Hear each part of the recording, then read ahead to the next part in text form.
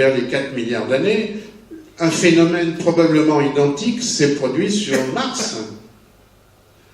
Et Mars étant plus petite et plus loin du Soleil, elle s'est refroidie un peu plus vite, et la vie aurait peut-être pu apparaître sur Mars avant d'être apparue sur Terre.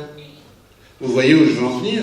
Vous savez qu'on recueille de temps en temps des météorites qu'on appelle des météorites de Mars. Hein. Il est possible, lorsqu'il y a un choc météoritique sur la planète Mars, qu'il y a des morceaux de la planète qui s'échappent à cause de la faible vitesse d'escapade de libération de la planète.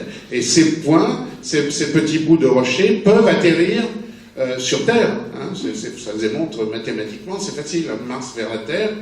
Alors, est-ce qu'une de ces météorites martiennes, il y a 4 milliards d'années, est venue ensemencer la Terre? Si c'était le cas, bonjour les Martiens. Les Martiens, c'est vous, c'est nous. Hein. Bon, là, pas de commentaire. Mais c'est pas impossible. Alors voilà ce qu'on voit, voilà ce que voient les rovers martiens. Et évidemment, le ciel est un peu rose. On aimerait bien voir ça. Alors, pour passer du haut au bas, il faudrait transformer la planète Mars. Bon, je vous en parle pas maintenant, on en parlera après si ça vous intéresse. C'est quand même une opération pas évidente. Voilà donc ce que nos rovers photographient en permanence. Voilà par exemple un des robots. Tous les jours, on prend une photo du sol et puis on les met bout à bout. Vous voyez, ce sont que des rochers, du sable, des rochers. Voilà. De temps en temps, on trouve même une météorite.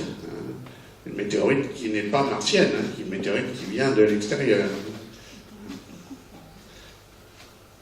Voilà. Ce n'est pas le Sahara, c'est le fond d'un cratère martien. Voilà un de nos robots, Opportunity, qui se dirige vers ce cratère, qui s'appelle le cratère Victoria, qui fait 800 mètres de diamètre, et qui va aller explorer. Vous voyez le petit chemin à gauche, à droite, pardon. Le robot, pour la petite histoire, le robot Opportunity s'était posé. On n'a pas eu de chance, vous savez, avec les rebonds des airbags, on a rebondi, et puis ça s'est arrêté. Bon, il s'est arrêté dans un cratère.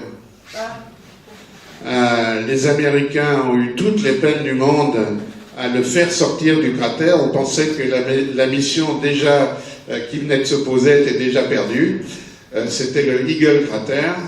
Et bon, on a réussi à le sortir du cratère, et en fait, c'est une mission formidable, puisque ça fait plus de 10 ans, ça fait 10 ans, on va fêter la 10e année d'Opportunity l'année prochaine. Je pense qu'on fera peut-être quelque chose pour ça. Et donc, en 10 ans, elle a fait une partie de ce trajet que vous voyez ici. Il a examiné plusieurs cratères, il s'est ensablé dans des déserts, etc. C'est une aventure extraordinaire. Voilà un peu ce que Opportunity photographie. On va le voir au bord de ce cratère, Victoria. Alors ça, c'est des vraies photos sur lesquelles on a juste superposé, à un moment donné, je crois qu'on a dû rajouter le rover, parce que bon, on n'arrivait pas à le voir aussi bien, mais c'était, voilà. On vous a représenté le rover ici. Mais il a fait tout le tour du cratère.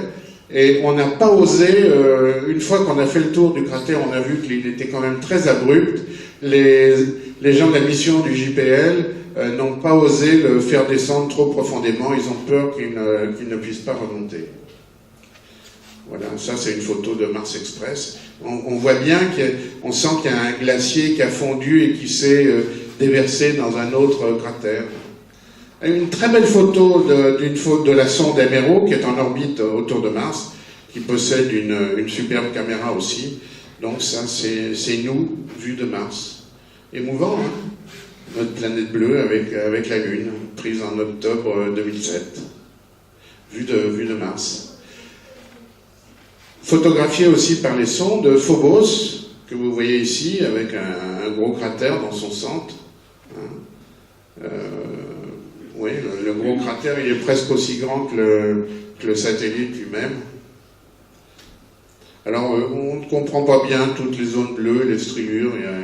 Il y a beaucoup de choses à faire. Nos amis russes voulaient se poser sur Phobos pour l'examiner. Bon, ils n'ont même pas réussi à quitter la Terre, malheureusement. Voilà. Alors le vent, vous voyez, l'érosion est importante due au vent. On voit les traces du vent au sol avec ce qu'on appelle ces petites tornades qu'on appelle les Dust Devils, comme on voit dans les westerns américains, ces petites tornades là qui balayent un peu tout. Et vous voyez, on voit là ici une prise d'altitude. Cette tornade blanche, elle fait 30 mètres de diamètre et s'élève jusqu'à 800 mètres d'altitude. On va voir une petite animation. Alors, là.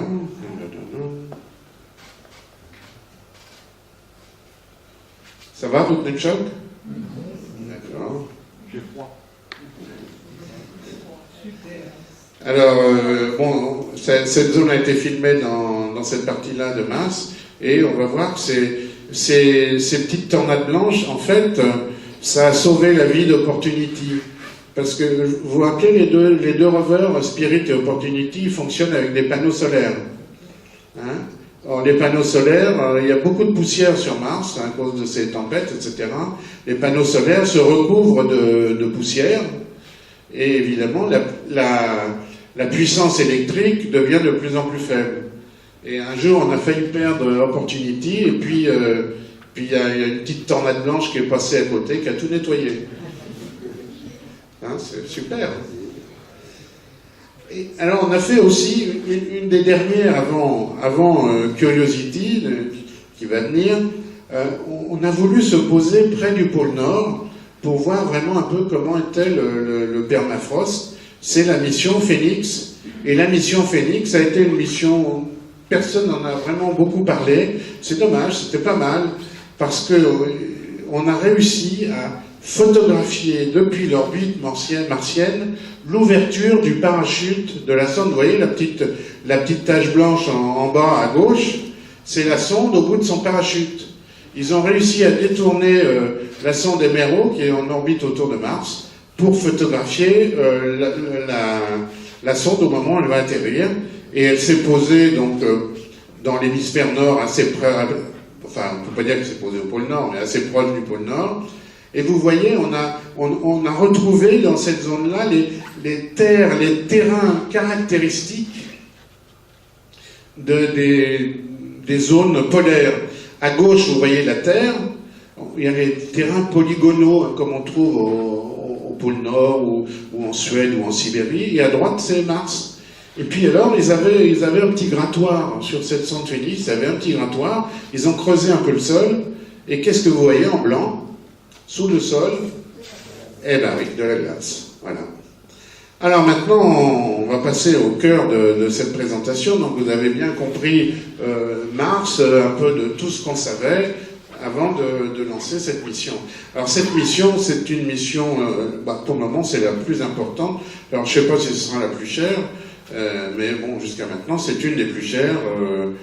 Tout est relatif en science, parce que si vous me comparez avec la guerre en Irak, c'est peanuts.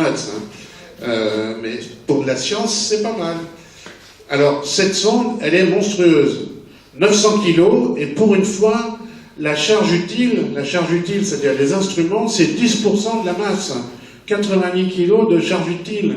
Il y a une dizaine d'expériences. On arrive assez rapidement sur Mars, alors il va falloir mettre au point un bouclier thermique qui va permettre d'accepter des températures relativement élevées. Donc ce qu'on avait fait pour Apollo, ça va pas, on va se creuser la tête. Mais surtout, on va utiliser un mode d'atterrissage très différent que je vais vous expliquer. Alors les objectifs, c'est clair, étant donné tout ce qu'on a déjà discuté, on va essayer de déterminer si la vie ou une certaine vie a pu exister sur Mars. Est-ce qu'on va trouver la chimie du carbone, c'est important. Est-ce qu'on va trouver du méthane, par exemple? Vous savez que le méthane, c'est la signature de la biologie, principalement. Pensez à nos vaches. On parle du CO2, mais le méthane, c'est pire. C'est bien pire. Vous voulez régler le problème du réchauffement de la planète? Éliminer une vache sur deux, c'est fini. Après, vous pouvez rouler en voiture qui dépense du 20 litres au 100. ça n'a pas d'importance. Hein. Il ne faut pas dire ça à nos paysans, hein, bien sûr, ils ne vont pas être contents. Ni aux vaches. On veut étudier le climat, la géologie, etc. Bon, préparer une éventuelle exploration humaine, ça, je ne sais pas, on pourra en discuter. Alors, voilà ce monstre. 4,50 m de diamètre, ce que vous voyez là, c'est le bouclier thermique. Et alors, la sonde ouverte, en bas, le bouclier thermique.